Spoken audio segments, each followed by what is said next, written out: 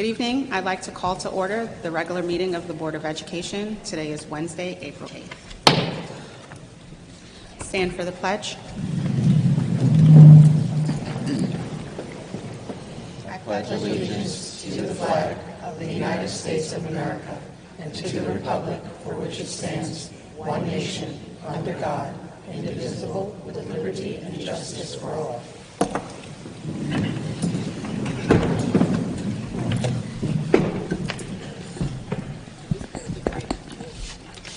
I'll commence reading of the mission statement. We are committed to academic achievement and success for all students in a safe environment. In partnership with families in our community, our mission is to promote confidence, inspire a passion for learning, and prepare our students to become responsible global citizens.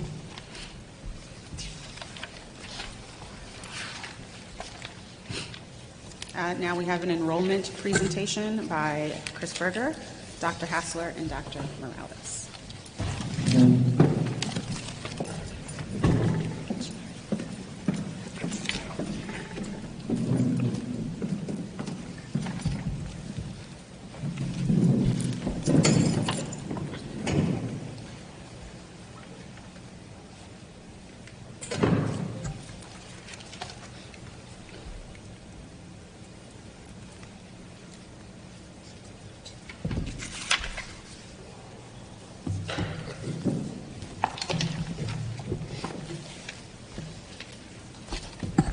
Great, good evening. Thank you for allowing us to present this evening. During the presentation of the recommended personnel budget, a question was raised regarding our current enrollment and how it aligns with our staffing recommendations. So we have put together a presentation that addresses that question. The Curriculum and Instruction Office maintains and closely monitors our enrollment. So at this time, I'm going to turn it over to Dr. Hassler and Dr. Morales. Okay. So this first graph that we're showing shows the enrollment across two main categories that we track regarding our student population. The first line, the top line, is our in-district enrollment, which is the number of students that attend each of our 7 schools. We tracked it based upon that discussion at the last Board of Education meeting back to the 21-22 school year. So it's the 21-22, 22-23, 23-24, 24-25, and the current school year, the 25-26 school year. The two categories are, as I said, the in-district enrollment as well as the district of residence students enrollment. The district of residence students enrollment includes students that receive a variety of different services from Monroe-Woodbury, including preschool special education services through our Committee on Preschool Special Education, district transportation, district textbooks, homeschooling supervision, as well as students that receive special education services in out-of-district placements and students that are parentally placed in non-public schools that get related services from the school district. To give you a greater idea of what that enrollment breakdown looks like, you can switch to the next slide. In this slide, I have two tables. The first table is the overall enrollment across the 7 buildings of the school district, tallied across the bottom. Again, this is in the same time frame across that 5-year span that I mentioned earlier, as well as the bottom table, which is a further breakdown of our district of residence students. The district of residence students category is really broken up into 2 main groups. The first is that out-of-district population that I've spoken about. You also may recall we spoke about that during the curriculum and instruction budget presentation because that includes tuition of students, the students that receive various related services in non-public settings, as well as the other district of residence student category, which are students who get transportation from the school district, textbooks from the school district. They're supervised for homeschooling, as well as the students that receive services through the Committee on Preschool Special Education. You'll notice that beginning in the 21-22 school year, we had a population of 6,631 students. There was a reduction of about 6.7%, about 445 students. There was an increase the following year of about 4.1%, and then there was reductions of about 1% and about 2.7% through the 25-26 school year. However, you'll see in the district of residence population, you'll see a steady increase from that 21-22 school year through the 20-26 school year. We did receive a question from the Board of Education about how we track enrollment and what exactly that looks like in terms of class sizes across the school district, particularly at the elementary level. We track enrollment on a weekly basis. We have an administrator in the school district who runs the weekly attendance, the weekly enrollment reports across the school district, looking at the class sizes across all of our various sections. Additionally, especially when it comes to budget time, we're looking at what our staffing is. In fact, you'll see a demonstration of that later on when we get into the various positions that we're proposing for the next school year.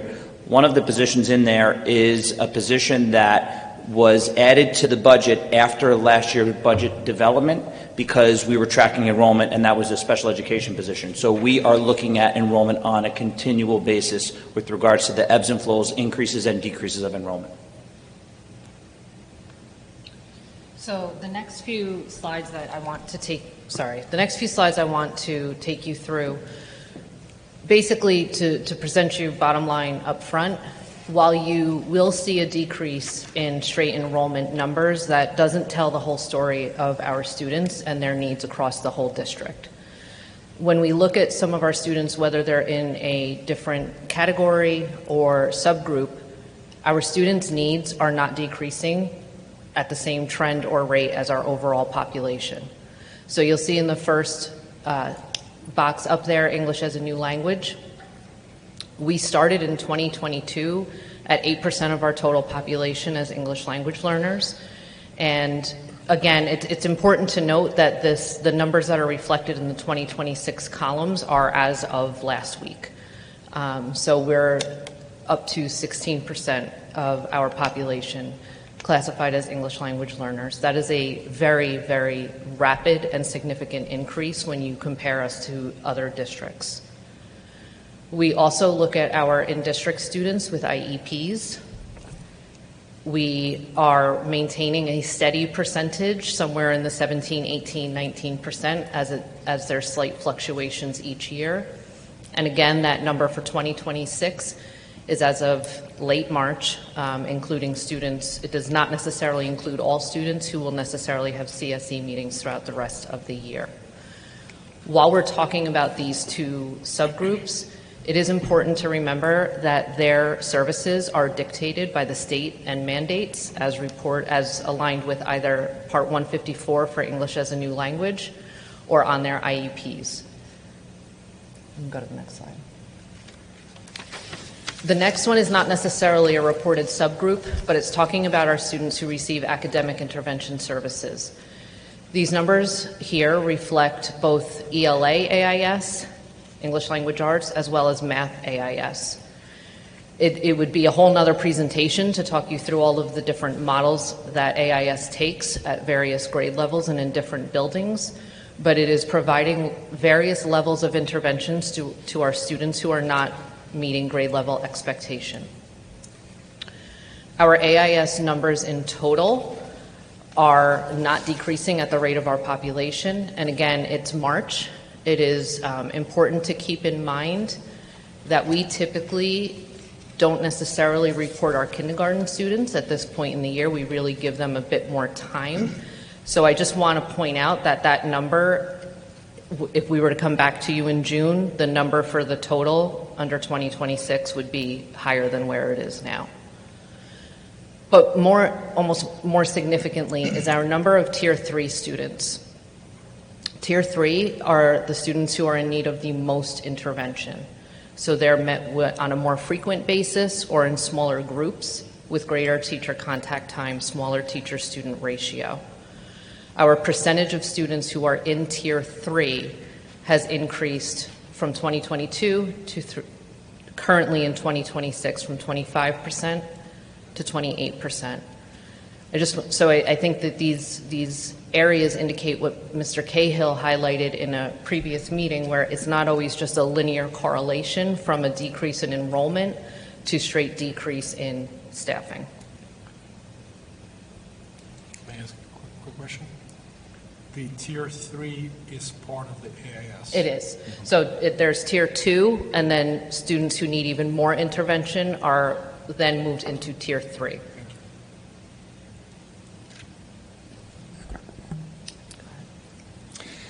Thank you. So this brings us to the additional staffing recommendations for the 26-27 school year. Again, as just highlighted, these positions are being recommended in order to maintain our current programs, but also to continue meeting the diverse academic, the social emotional, and learning needs of all students, not just those that were previously highlighted. During the personnel budget presentation, I mentioned that 8 additional positions were initially being recommended within the teacher budgetary line. Since that time, the Curriculum and Instruction Office worked collaboratively with our directors of special education, and they are comfortable at this time moving 3 special education teaching assistants that were proposed as new positions. They'll still be new positions, but they will be moving back into the special aid fund or those grant-funded sources. So that would then leave us with the number of new positions being recommended for, within the general fund for the 26-27 school year at 5 total positions. So those 5 total positions include, after we remove the 3 teaching assistant positions into the grant fund, 1 JROTC instructor, that is at the high school level. Again, it's important to note that 50% of that salary is paid through the U.S. Army.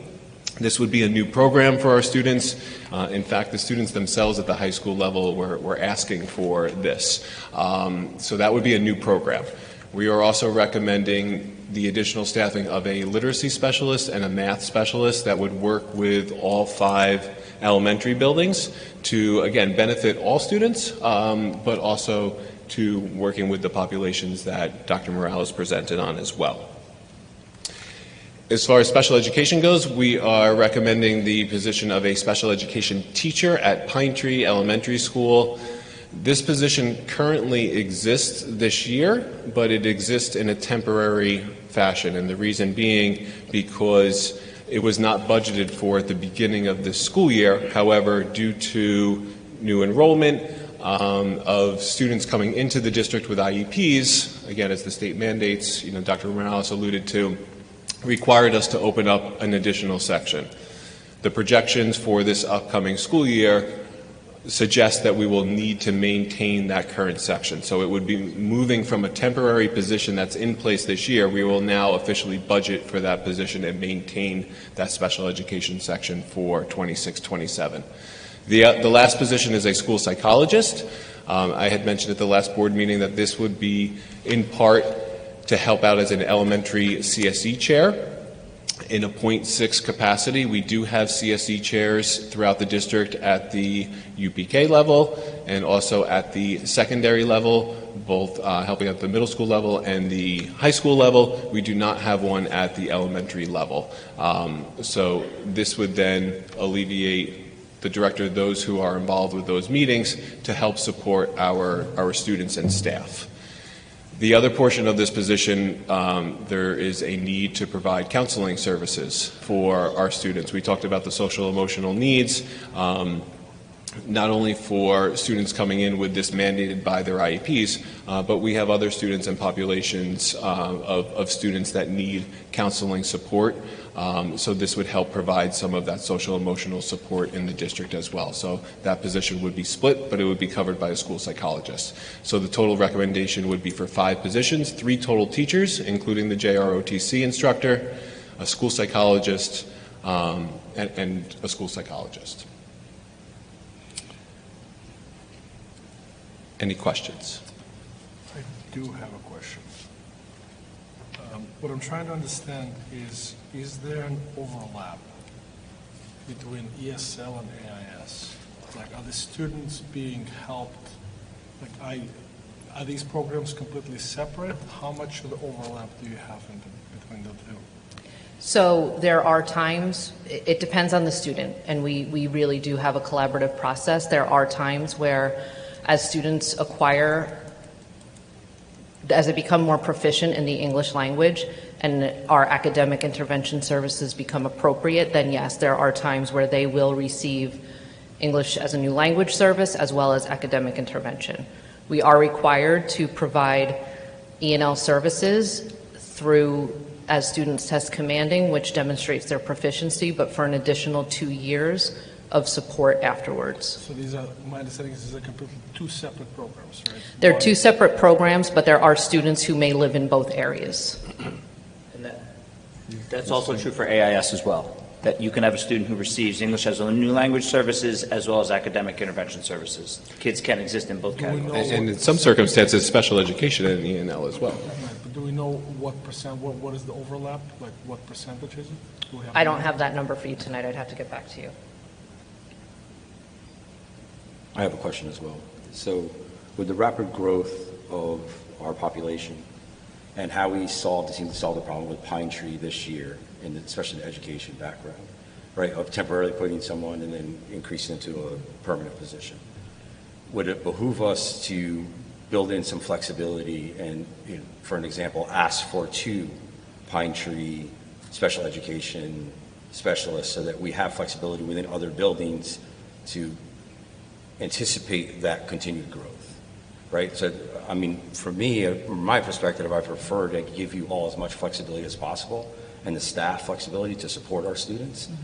And instead of band-aiding it for a year, you know, I'd rather you, or at least me, I want to say you, have that flexibility. Does that make sense? It does, and I unless anybody else wants to jump in. It's not necessarily, once it goes from that temporary status to probationary, it's then on track to remain in the budget, and what we do at that point is, as with every year at each point, we look at those weekly enrollment numbers, we look at retirements, we take all of that into account to see what do we truly need, like what is our net at the end of that review. But I appreciate that. And I want to just mention too, I don't want you to come away thinking that we were just piecing it together to get through the year. I mean, we hired a special education teacher to be able to fulfill that, you know, responsibility. It was just in a temporary status because we weren't going to budget for it unless we knew that we needed it for the subsequent year. Based on the projections, we now know that we're going to need that to maintain our current population. So we would move it from a temporary to a permanent position. But we moved through the hiring process just like we would if we had budgeted for it. We just obviously needed to come up with the funding during the middle of the year. Yeah, that's great. I mean, obviously we want to all pay less taxes, so I appreciate that staff work and hard work. But I also want to make sure all of our kids are educated, especially our, you know, including our special education. You know, the requirements for them are clearly more than it is for a general ed student. So I always feel the more flexibility, as long as we can do that, the better. So as long as we're supporting that, I'm happy. I have one more question. So if I'm doing the math correctly, we're talking about 27% of children needing academic intervention services, and 16% of children being English as a second language. So we're talking about a 43% of our school population requiring some sort of help. So that goes back to the question you had asked about overlap. So I would have to get back to you with the percentage of students, if they're living in both worlds, what that total number is. Right. I wouldn't necessarily say right now that yes, it's at 43%, because we want to see where students are kind of being counted twice. All right. So when they're in ESL, are they being pulled out of the regular classes? What happens to the volume of the class? Let's say mathematics or English or whatnot. Does that mean that the class itself gets smaller? So it depends on the model, and it's similar to AIS. Our E&L services and programs look different by grade, by building, by subject area, quite honestly, and by need of student. So there can be classrooms where we have the E&L teacher push in and provide support within the classroom through small groups, or we can have opportunities where the students are pulled out We typically don't necessarily look to do it during a subject like math. We look at other areas where it's more conducive to supporting all of the needs of the student. But at the end of it, yes. So if it is a pull-out service, that teacher is left with a smaller number of students in their classroom. I don't have any questions. I just want to thank you for the presentation because it gives the clarity I think that was needed for, obviously we can all support a headcount increase, but we need to know where it's going. And this is exactly what it told us. So I appreciate the work. Thank you. Any other questions?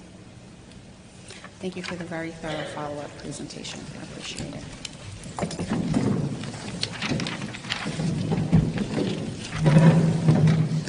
Next, I'd like to welcome Dr. Norman for a 2026-2027 budget review and the superintendent's recommendations.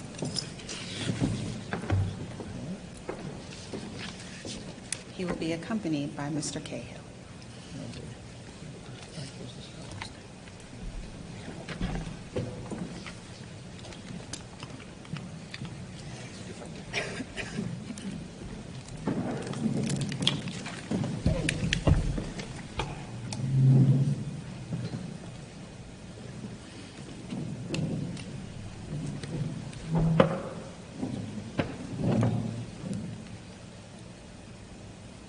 While he's setting up, I'll just kind of do the introduction here. I'm Dr. Tracy Norman, Superintendent, and tonight I'll be presenting the Superintendent's budget recommendation.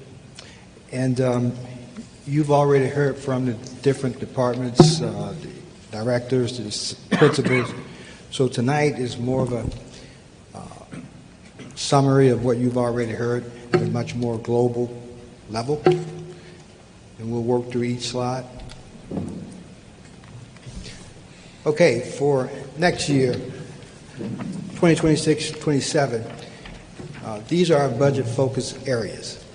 You see that we're focusing on student, staff, and the family experience. Starting with the student experience, we want to continue offering high-level AP courses to our students, ensuring that our students have access to all of our courses, meaning that if we have to expand some, this focus would encompass that. We also want to bolster our SEALs. We're doing great work with our Civic Seal of Readiness, Seal of Biliteracy, but I'm happy to say that we're going to add an art seal, which is a pathway. And then the extracurriculars, we're constantly looking at that, and we want to provide students experiences beyond the traditional day or classroom. And sometimes, depending on what's happening and where the need is, we have to create some of those opportunities. And then our athletics. We always want to maintain our competitive edge and give people something to feel proud about. But you can't support students if you don't focus on staff. So with the staff experience, we're going to provide optimal professional development, and I would say continue, because we started that this year, for all of our employees. Anyone who touches students, which are all of our employees, kitchen, clerical, custodian, bus drivers, our focus is to provide them optimal professional development. And sometimes that would come in different forms. Sometimes it's virtual, sometimes it's bringing in consultants. As you'll note, we're working with Generation Ready, who has done phenomenal work with our Strategic Planning Committee. We have Dr. Joe Durney, who's just a tremendous consultant working directly with our administrators, and also our BOCES reps and their services. Lastly, the family experience. I hope the public is seeing the work that started with our capital project progress. We are in the process of reconstructing our tennis courts, adding softball lighting to our fields. Some people are asking for pickleball. But, we're going to continue that work into next year. We're going to start doing work on the field house or concession stand. That will be resurrected next year. And then we have work going on that involves our facilities and school upgrades that might not be as cosmetically appealing, but nevertheless equally important. And this is our HVAC systems, our boilers, our roofing, and those sorts of things. So the bottom line is we want people that frequent our spaces to feel proud and feel a sense of pride when they are interacting and you're occupying our spaces. Next slide. So what you're seeing here is what New York State calls Portrait of a Graduate. And New York State has spent the last several years creating this, and I just want to take pause and commend Dr. Hasser and his team for the work that he's already began on this. And what that work consists of, the state is saying in each of these areas, if you are a graduate of New York State Public School, you are to be competent in each of these areas.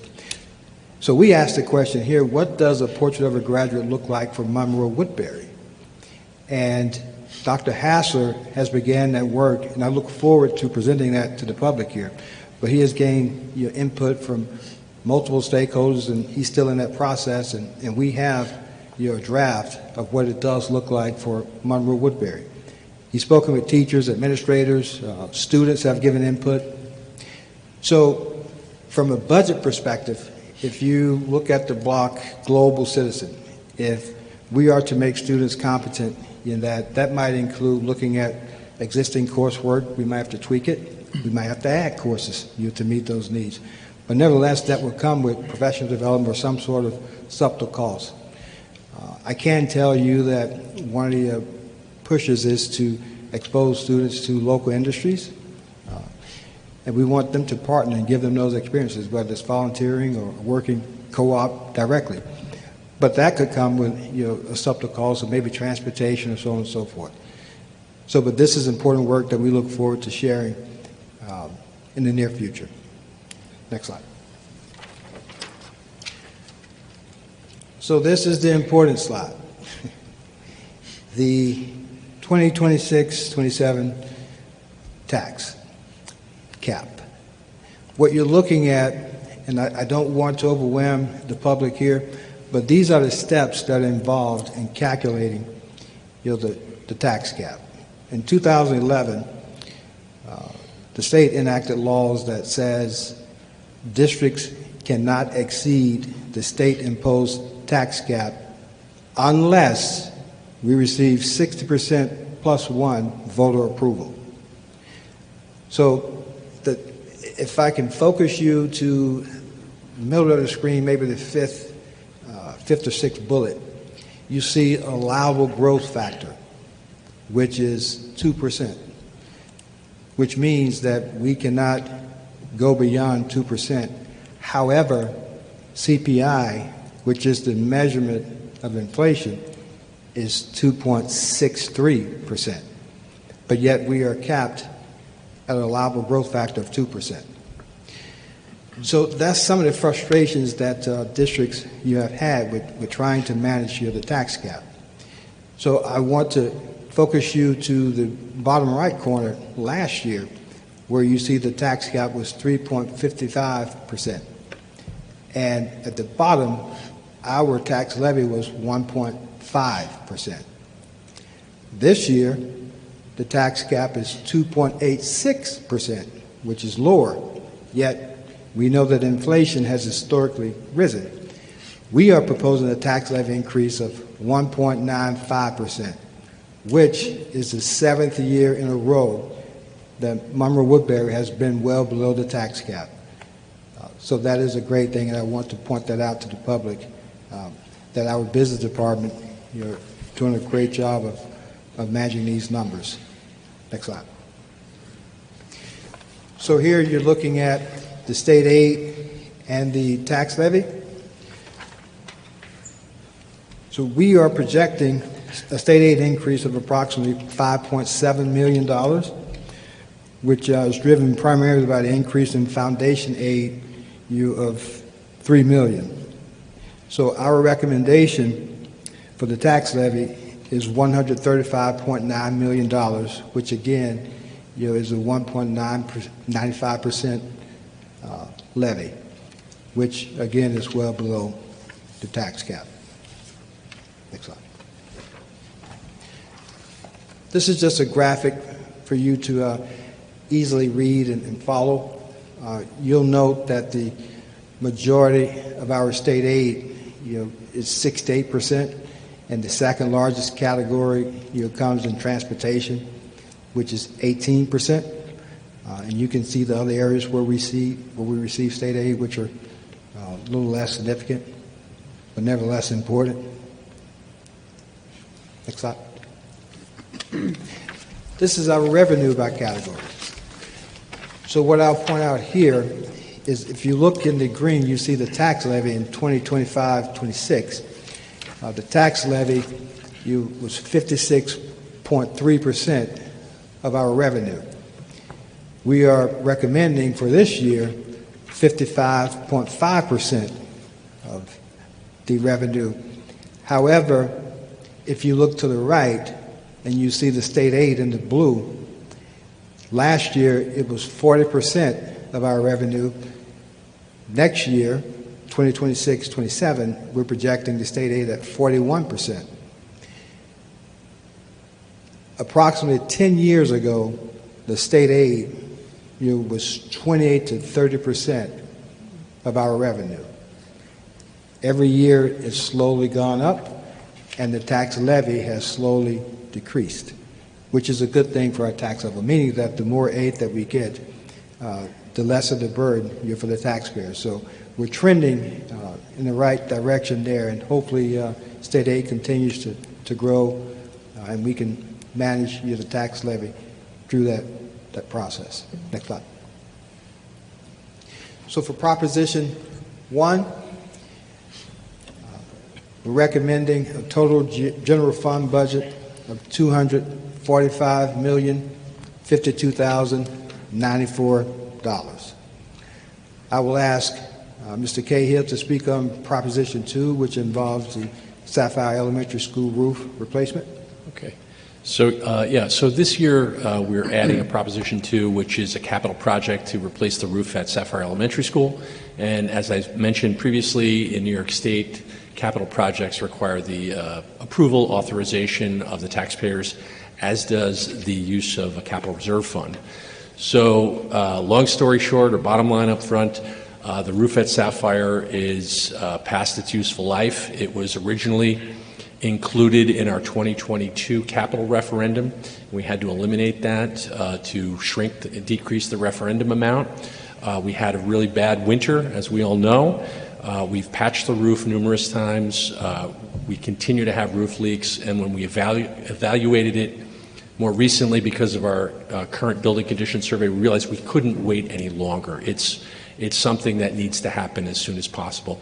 And even with a May approval date, we still won't be able to do this because of the long lead times involved with New York State Education Department until the summer of 2027. So it is a need to have, not a nice to have at this point. The good news about it from a financing standpoint, we're estimating the cost of the project at $2.6 million. We're intend to use $549,000 of New York State Excel aid. And New York State Excel aid stands for Expanding Our Children's Education and Learning. It is a one-time capital funding program which was created in 2006. So that is the remaining bit of funding for Monroe-Woodbury. So we're going to draw that down. And we intend to use a little over $2 million of the capital reserve to fund the balance of that. So the capital reserve fund, we have about $4 million unencumbered, which we put into the reserve at the end of the 24-25 year with this literal project in mind. This was one of the projects that we had in mind to do. Originally, I was thinking we would seek the authorization next year, but as I said, new information came to light and we can't wait. So good news is no tax impact because we're using existing reserve. We're using this Excel money. And the other thing I would point out is, although we're using our reserve funds now, we will receive almost like a reimbursement or repayment of the reserve over the next 15 years through the building aid program. And I don't want to get too wonky, but the funny part about Excel is you can receive building aid on the Excel aid, which is rare. It's a double dip opportunity. So in essence, depending on where the total cost comes in, we may get 80 to 100% return of the use of our reserve over time. So it is the time to do it, and it's a necessary project. Thank you. Thank you, sir. Next up.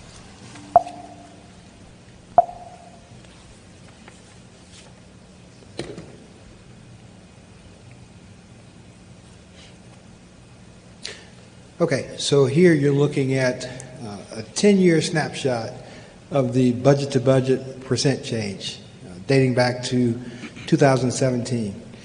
You'll note, starting at 2021, you see the spike. That's near the COVID years where inflation jumped and the budget year was adjusted to that. But over the past 10 years, the actual budget change has averaged 4.06%, and we are at 3.5%, which is below that average for this year. And this is similar to the previous slide. This is a 10-year snapshot of the actual tax levy change dating back to 2017, and you see the spike, and the downward spike in 2023. But if you compare the average to the past 10 years, believe it or not, it comes out to 1.95%, which is exactly what we are proposing as our tax level, meaning that we are within the 10-year average with 1.95%. So I have to share this slide. It's law, but it is the contingent budget rules.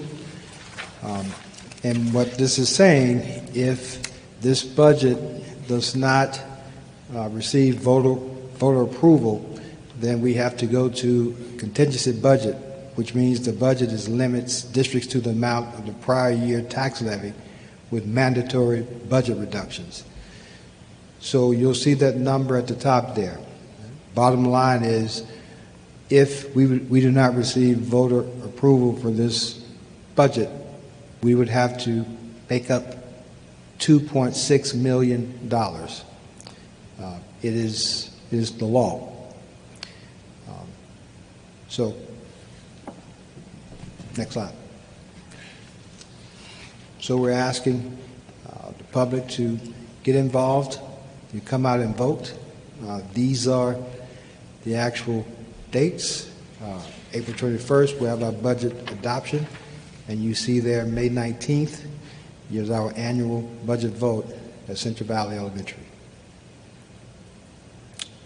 Subject to your questions, this concludes my presentation.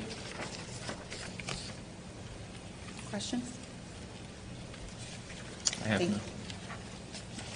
Thank you for the presentation.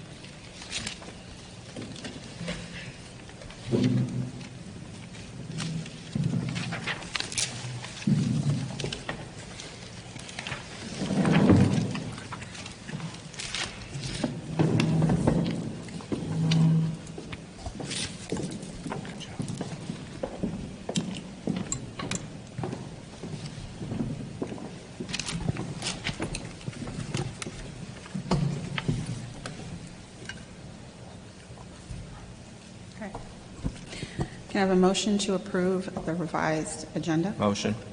Second. All in favor? Aye. Motion so carries. Motion to approve the revised 2026-2027 instructional calendar. Motion. Second. All in favor? Aye. Motion so carries. Item 8.1, motion to appoint Candace Novak as chairperson and Caitlin Simmons as the alternate of the May 19th, 2026 budget vote and election. Motion. Second. All in favor? Aye. Motion so carries. We have questions and comments from interested citizens. The Board of Education encourages district residents to publicly participate in its meetings and recognizes its responsibility to hear public comments by district residents. We have two speakers, each who will be given 4 minutes for a public comment. And our first speaker is Darryl McElroy.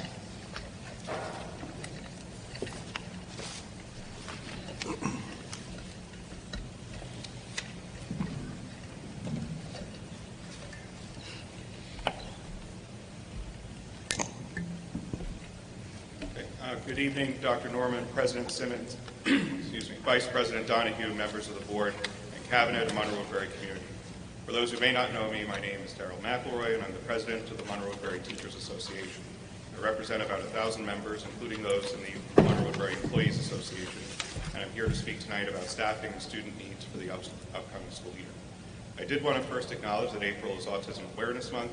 Students and staff are engaged in a number of activities to celebrate and include all of our diverse minds, and we are grateful to our partnership with the PTA and building administration for planning events for our students. April is also School Library Month, and we are fortunate to have some of the best library media specialists in the county who are working with our students daily to develop reading and writing skills, media literacy skills, research skills, and social emotional skills. It's not just stocking books on shelves, as these highly skilled professionals work their magic creating high-quality learning experiences at all levels. The MWTA and MWEA are in support of the budget recommendation, and we will encourage our members and the community at large to vote yes on May 19th. We're allowed to say that. I felt it was important to share some additional perspective based upon the conversation that was had at the last meeting. Creating a school budget is not an easy task, and I appreciate all the work that goes into it, as I was once a school board member in Middletown.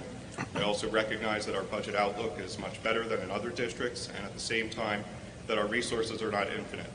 For some, it may be easy to just see this as an exercise in looking at numbers on a balance sheet. However, we are not running a business.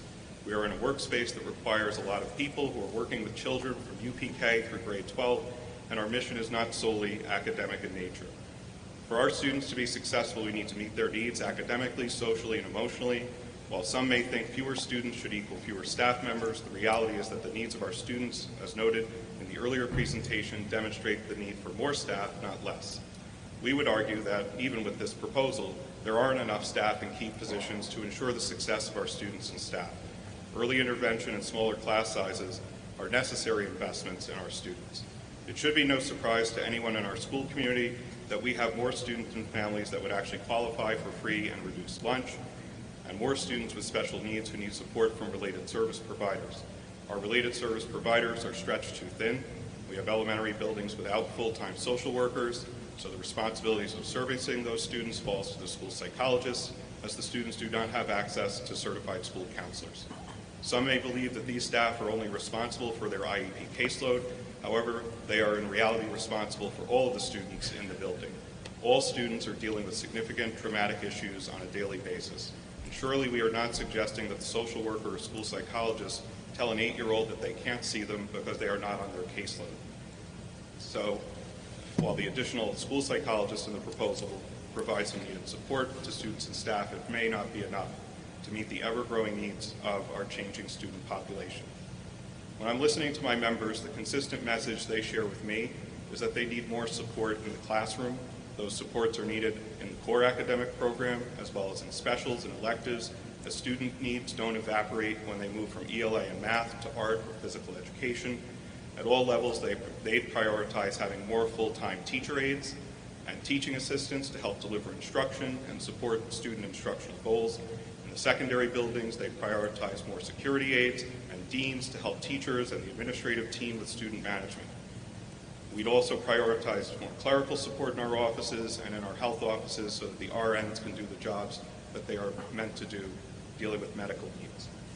We are appreciative also of the foresight in anticipating potential federal funding shortfalls due to the unpredictable nature of things going on in Washington.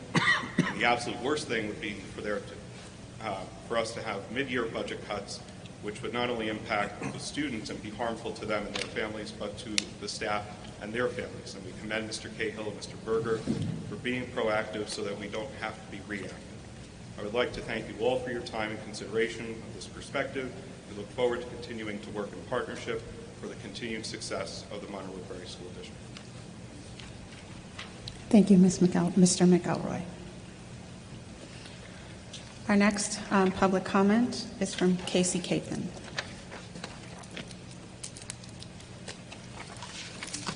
Good evening to all. My name is Casey Capon, and I serve as the Executive Vice President of the MWTA.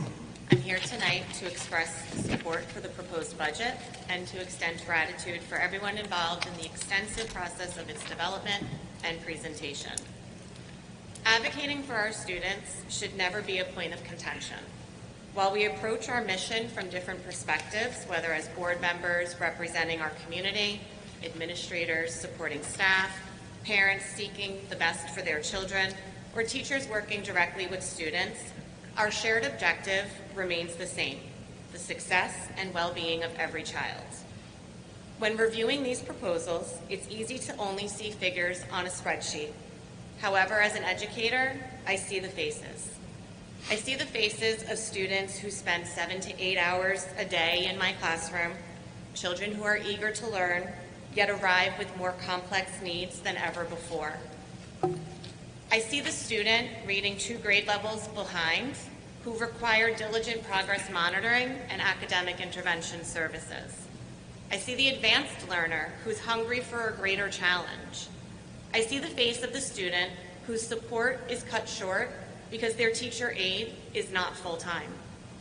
I see our English language learners, our students with IEPs and 504 plans, and those navigating significant emotional loss. These are not statistics. They are individuals who require differentiated instruction, consistent support, and the opportunity to develop self-regulation skills in a stable environment. Beyond the students, I see the faces of the teachers who are working tirelessly to meet these escalating demands. We know smaller class sizes, consistent support staff, and early intervention are proven best practices. Let's work together to ensure that Monroe-Woodbury, our incredible district, continues to support our students, educators, staff, and whole community by being the impressive model for others to follow. We have the power to take those best practices to new heights and to watch our collective community soar. Thank you to those up on that stage who are making an effort to connect with teachers, who ask us what we need to support our learners, and who are advocating alongside us. As the process moves forward, I urge you to remember that behind every number in this budget is a face and a future. Thank you. Thank you, Ms. Capon. All right, back to the agenda. Motion to approve items 10.1, Board of Education meeting minutes from March 18th of 2020.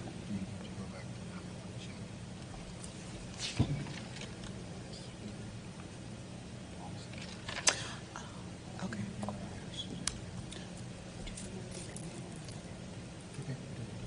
Okay. I'll make a note.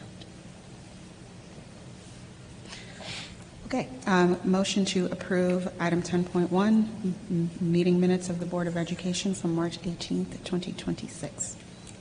Motion. Second. All in favor? Motion so carries. Item 10.2, motion to approve the minutes for the Board of Education meeting on March 26th, Motion. 2026. Second. All in favor? Aye. Motion so carries. Item 11.1, motion to approve the first reading of the this would make sense to do this now. You're right. So last meeting, we had a citizen comment on a policy in which she had hoped the district would enact. We, as the policy committee, along with Dr. Norman and Director of Safety and Security, Joe Trapoto, we did take a look at the district's current policy. We made some updates to ensure that our policy is aligned more closely with ensuring that every member of every person who visits our district has the appropriate credentials, the appropriate vetting documentation to be authorized to enter our schools, and that is the policy that we are voting on for first reading today. All right. Item 11.1, motion to approve the first reading of the following policies. Policy 8130, School Safety Plan and Teams, and policy number 5300.65, Visitors to School. Motion. Thank Second. you. All in favor? Aye. Motion so carries. Committee reports from Board of Education committees. Audit Committee, Mr. Sariello. Thank you. We have a audit meeting set up, and it is on April 20th at 6 p.m. And the public is invited to come, and we will have that at the Harriman Center. That's my update. Thank you. Policy Committee, Vice President Donahue. As you mentioned, as we just voted on for the first reading, at our last meeting, we discussed school safety plan and teams and the visitor to the school policy. At our next meeting is April 17th at 3 p.m., a little earlier this time, at the Harriman Center. And again, as always, these meetings are open to the public. Thank you. Thank you. Visitation and Capital Project Task Force, Mr. Reynolds. There's no update on the capital project, the task force, unless Patrick has anything he'd like to add. I think the the big news there was the Proposition 2, which we discussed as part of the budget presentation. Great, which is a great lead into the visitation committee. Our next location is Sapphire, imagine that, on Monday at 4:30. It's open to the public, so we would love to have the public join us to see how bad the roof actually is at Sapphire, and hopefully gain your vote for approval. Thank you, Mr. Reynolds. Dr. Santicool, Oxbow. The next meeting will be April 15th, 7 p.m. at BOCES, and the use of generative AI in education has been rescheduled. Sorry. The use of generative AI in education has been rescheduled for Monday, April 27th at 7 p.m. at BOCES. Thank you, Dr. Santicool. Report by Student Representative of the Board of Education, Ms. Zoe. Hey guys, good evening, happy Wednesday. I hope everyone's week has been great.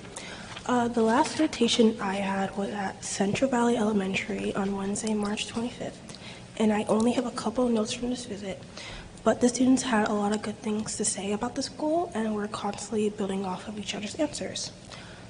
Firstly, I asked them how they felt about field trips, and they came to a conclusion that they are happy with the current amount of field trips they have because it makes field trips feel special when they come around. They were 50-50 on using technology or paper to learn or to do work, but they didn't mind using anyone, nor did they have any preference to either.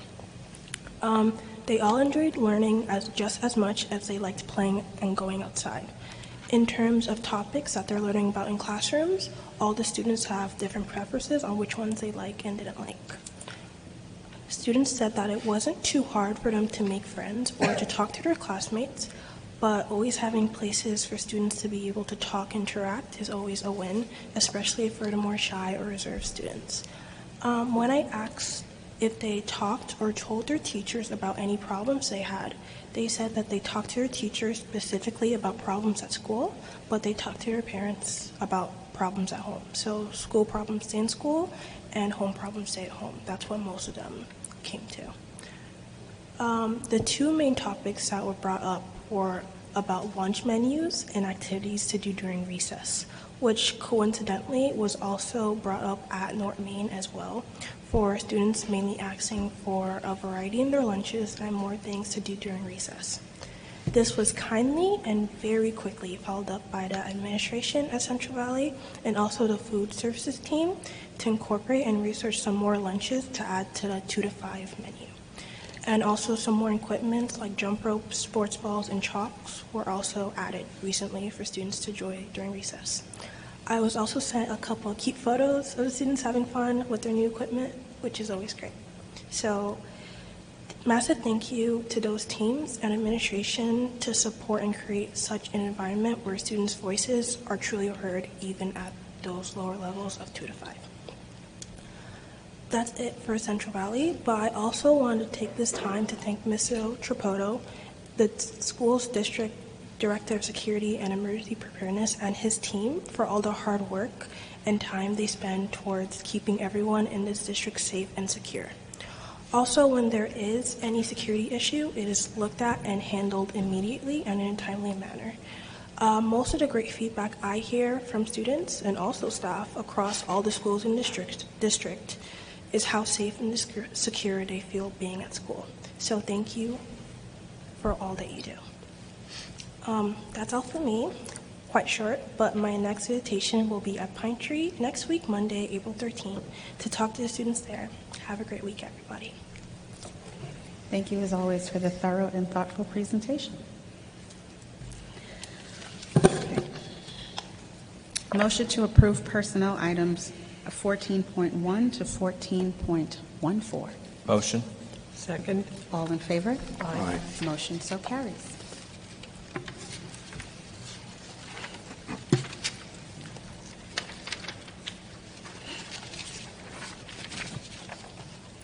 Motion to approve business and financial items 15.1 to 15.6. Motion. Second. All in favor? Aye. Motion so carries. Motion to approve committees on special education and preschool special education items 16.1 to 16.5. Motion. Second. All in favor? Aye. Motion so carries. Reports by board and central office. Mr. Berger. Good evening. So I'd like to start by congratulating our new hires and welcoming them to our Crusader family. We do have one new hire that was approved tonight in our audience. So I want to welcome Ashika Jones, who will be working for us as a behaviorist. Very excited for her to join us. She's going to do a fantastic job. And for every person that we celebrate and welcome into our district, we also want to acknowledge and celebrate those who are nearing the end of their career and entering retirement, and thanking them for the many years of dedication and service to our district. We do have a couple of people who were approved for their upcoming retirements this coming summer. I did want to highlight one person, Frank Gesualdo, who has been a custodian in our district for 32 years. Frank was literally the first person who welcomed me into this district when I was started as a teacher in Central Valley. He was the person who held open the door for me, unloaded my car, brought everything down to my classroom Labor Day weekend before school started. He was a tremendous help to me, and I know that countless others feel the same way. He has been a great support to so many in our district, and I certainly want to wish him a very well-deserved retirement. So thank you, and congratulations again. Thank you, Mr. Berger. You know where I'm going with it. Dr. Hassler. I have a bunch of congratulations. Congratulations to Prasad Saha. We spoke about him in the fall because he was recognized as a National Merit Scholarship semifinalist. However, he is now a National Merit Scholarship winner. We will be having him, absolutely, that's a huge accomplishment. We will be having him at a later Board of Education meeting to recognize him, so we'll get him up here on stage. I also spoke a few months back about two students who have been nominated to participate in the Hudson Valley Honor Flight. Congratulations to Liam Hayes and Mary Ella Kearney, who will be traveling on the Hudson Valley Honor Flight this weekend on Saturday to Washington, D.C., accompanying veterans as youth guardians. Anybody who's available, the send-off is at 6:30 a.m. at Stewart Airport. I know a bunch of our teams are going to be going to celebrate them, so I encourage everybody to come out and attend that. Finally, on Tuesday, April 21st, the high school is going to be hosting their annual job fair. This is for students, although they might find an assistant superintendent for secondary curriculum and instruction there, nosing around, seeing what else is available out there. So certainly, if you're a small business owner and you're looking for employees, we encourage you to come out, but also certainly our students to please come out and explore what opportunities exist for this summer. Thank you. Thank you, Dr. Hassler. Trustee Reynolds. Thank you to the entire enterprise for all the work you do every day. Have a great, safe night. Thank you. Dr. Morales. Good evening. Since the last meeting, I had the privilege of participating in the Music Boosters interviews as well as attending the North Main Science Fair. And it's just always, it's great to see our students in a different light and actually for us to spend time with students. And I just want to give a preemptive thank you to our administrators and teachers who are gearing up for all things state testing season in the coming weeks. That will last us in the coming months. So thank you. Have a good night. Thank you. Trustee Officer. Good evening. Thank you for that detailed enrollment summary presentation. It definitely provided some insight. And congratulations to our retirees and new hires. Trustee Sariello. I want to thank the administrative team for the work that they put into the budget. It's a lot of work. The enrollment data was important for the public to know, and it was very helpful, the information. So I appreciate the work that was done to put that together. And with that, I just want to wish everyone a great evening. Dr. Valles. This week is the National Assistant Principal Appreciation Week, so thank you to all of behind the scene heroes as an AP. It's not an easy job, so big shout out to you guys. And on that, good night, everyone. Thank you. Dr. Santacool. I just want to share that my mom planted a yellow Gerber into the Be Amazing planter that was gifted to us in Sapphire. So thank you very much. It's such a joy to look at every morning. Good night. Thank you. Mr. Cahill. So I'd just like to echo what others have said and thank my colleagues for all their work in the budget development process. We're near the finish line here. And with that, I hope everyone has a nice evening. Thank you. Thank you. Dr. Sergey Koifman. I wanted to thank everyone for their presentations, both budget and enrollment, very educational to me. And it's a reminder of how complex our school district's role is, and that a large percentage of our kids require more complex educational services, which was a stark reminder of that. Thank you. Have a good evening. Thank you. Zoe? This week, the high school is celebrating their Diverse Mind, Unified Hearts, so that's something students can look forward to. And also, quick reminder that this Friday, April 10th, is the deadline for 2026-2027 student rep application. And have a great week. That's all. Thank you. Vice President Donahue. First, I'd like to say I hope everyone had a restful vacation, enjoyed their time off. I'd like to thank the high school for hosting us this evening, and a huge thank you to all the presenters. We know how much work goes into that, and we really appreciate you, as we appreciate all the assistant principals and all the hard work that they do. I'd like to congratulate and welcome Ms. Jones to the Monroe-Woodbury family, and wish good luck to all our retirees. And have a nice evening. Thank you. Dr. Norman. Good evening. I echo all the sentiments that have been raised and shared here. Just before the break, I had the privilege of visiting our students who are preparing for the Special Olympics. And I want to encourage the public to come out if you can and support them. It's a great event.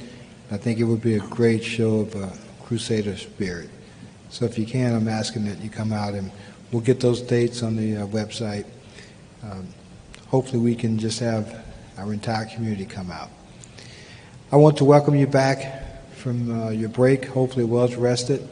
I ask that we ease our way back into this. We're at the final stretch, and the up-tempo tends to rise, as Dr. Morales shared with the testing and all the other events. And we need you to take it to the end. So welcome back and pace. Thank you. Good evening.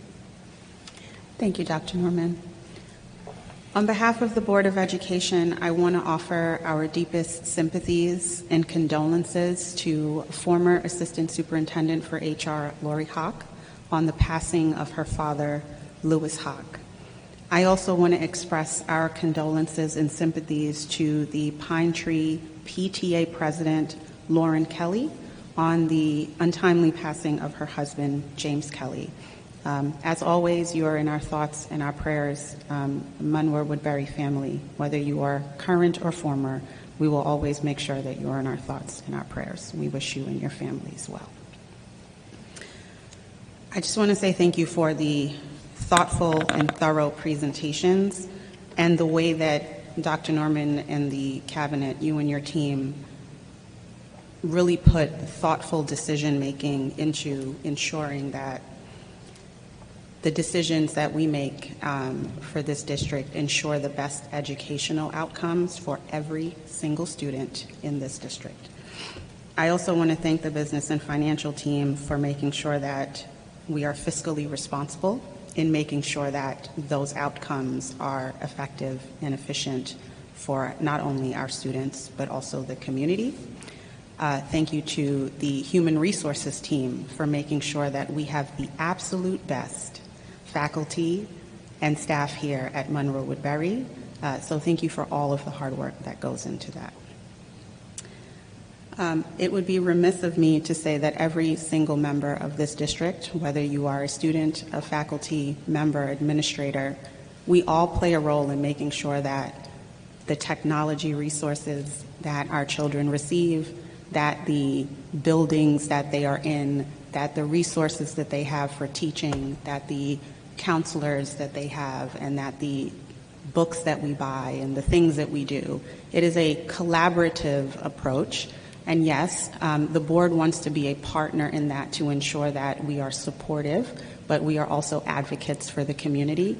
And I want to really express the thanks to the entire team for making sure that the public has the information, but also making sure that there are tangible outcomes that benefit not only our faculty and our student, but our faculty, but our students and our community at large. So I really want to express that public thanks on behalf of the board.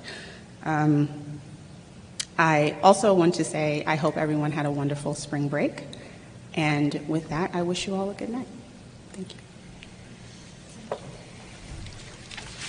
you. Motion to adjourn the meeting. Motion. All in favor?